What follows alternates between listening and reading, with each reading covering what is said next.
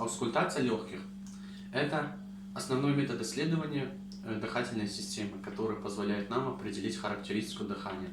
Аускультация легких проводится в симметричных точках, и проводится она со здоровой части на больную. А у здорового человека она проводится справа налево. Аускультация легких начинает с надключичной ямки. Просим пациента дышать носом.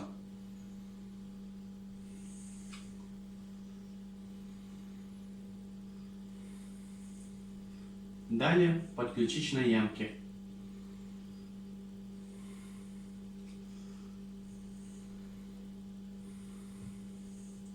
Далее по среднеключичной линии на уровне второго межреберья.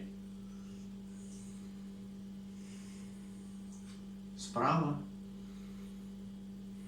и слева. Далее по снаружи от среднеключичной линии на уровне четвертого межреберья. В этой точке мы выслушиваем только справа, так как слева у нас находится сердце.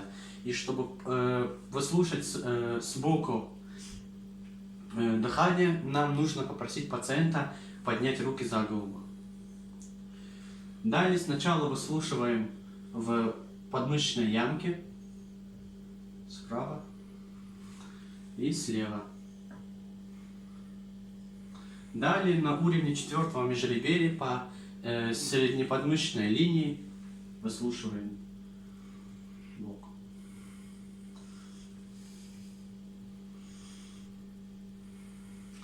Далее на уровне шестого межреберья. Справа, слева. Далее просим пациента отпустить руки и повернуться к нам спиной.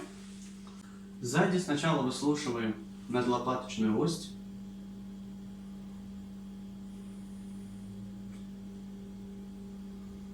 Слева и справа.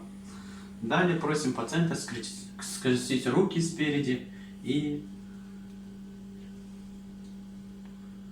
выслушивать сначала над верхним углом лопатки.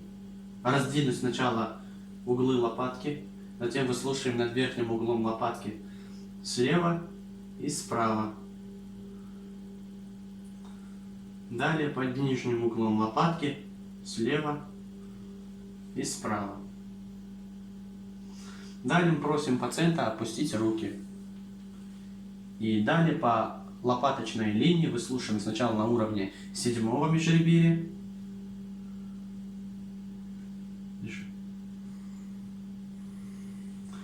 И на уровне слева и справа. Далее на уровне восьмого межреберья. Слева и справа.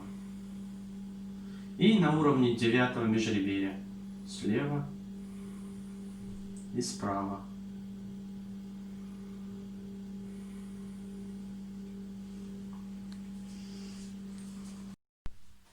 Далее проводим измерение частоты дыхательных движений. Данная процедура проводится либо лежа, либо сидя на стуле пациенту, как пациенту удобно. Для этого мы не говорим пациенту, что мы сейчас измерим частоту дыхательных движений. Мы ему скажем, что будем измерять пульс. Для этого его руку вместе со своей преподнесем к его груди.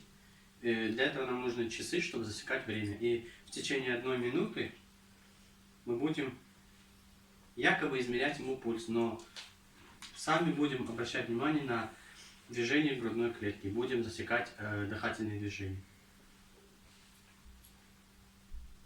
В норме дыхательные движения у здорового человека от 16 до 20.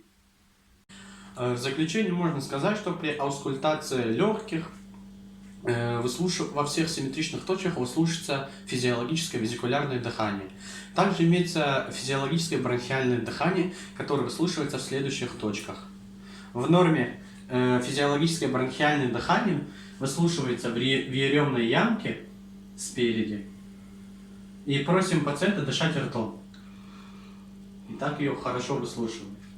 Далее сзади получается на уровне остистого отростка 7-го шейного позвонка. Также выслушивается физиологическое бронхиальное дыхание. И также на уровне остистого отростка 3-го, 4-го грудного позвонка выслушивается бронхиальное дыхание. В норме физиологическое бронхиальное дыхание не должен выслушиваться в симметричных точках, где в норме прослушивается ветикулярное дыхание. Данное явление говорит нам о патологии.